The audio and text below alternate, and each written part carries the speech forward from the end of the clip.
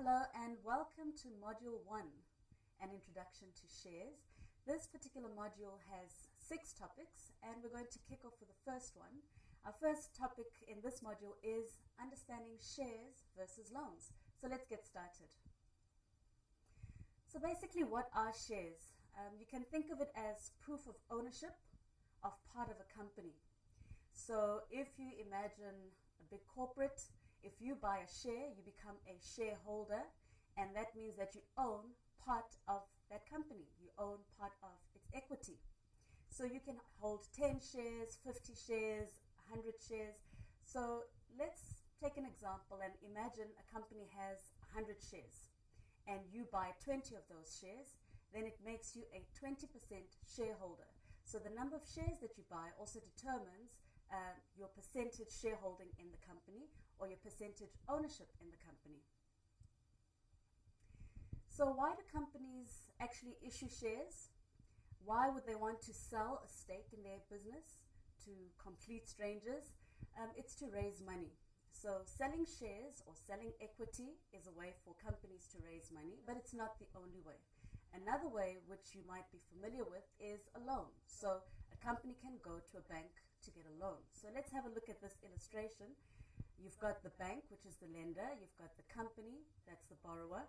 And the company needs money now. So they go to the bank and the bank gives them cash. And when they have the cash, obviously in the future they would need to pay it back. And we know that borrowing is not free. So the cost of borrowing is the interest rate that the bank charges the company. So the company has to pay back the loan in the future with the interest payments. So that's another way for a company to raise money. So a bank is not the only source of loans for a company. A company can also go to investors to get loans. So if we look at this example, if a company needs money now, they can go to investors to lend them money. And investors give them cash, and in return the companies give the investors securities. Okay, so a security is, you can think of it as a catch-all phrase for financial markets instruments. So in this particular example, when we're talking about investor loans, let's look at a corporate bond.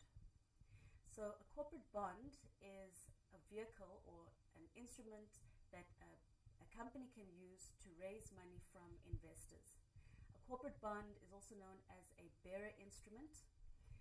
So let's say a company wants to raise 1 million rands and they would issue 1 million rand corporate bonds, and you'd get investors who would buy. So you can have one investor who buys the whole million rand, or you can get a number of investors who buy certain denominations, but all totaling that 1 million rand. And each investor is going to get a bond, security, which proves that they are the holder of that particular bond. So similar to a bank loan, the company needs to pay back the investors the amount that the investors borrowed to the company. And also, similar to the interest that a company would pay the bank on a loan, for bondholders, companies pay what is called a coupon. So the interest rate on a bond is known as a coupon rate, and the interest payment on a bond is just referred to as a coupon. So that's just the financial market jargon, but the concept is basically the same. So if we look at this particular scenario, you've got a company that wanted cash from investors. Investors gave the company cash. The investors got a security in return. And what happens in the future? The investors receive the amount that they borrowed to the company, and they also receive interest payments. In the case of a bond, they would be called coupons. So the interesting thing about securities is investors, once they've bought a corporate bond, don't need to hold onto it until the maturity of that bond. They can actually trade it during the life of the bond. So if you are an investor and you buy a corporate bond, you don't have to hold onto it for 5 years if it's a 5-year corporate bond. You could sell it the very next day or the following week or any time during the maturity of the bond.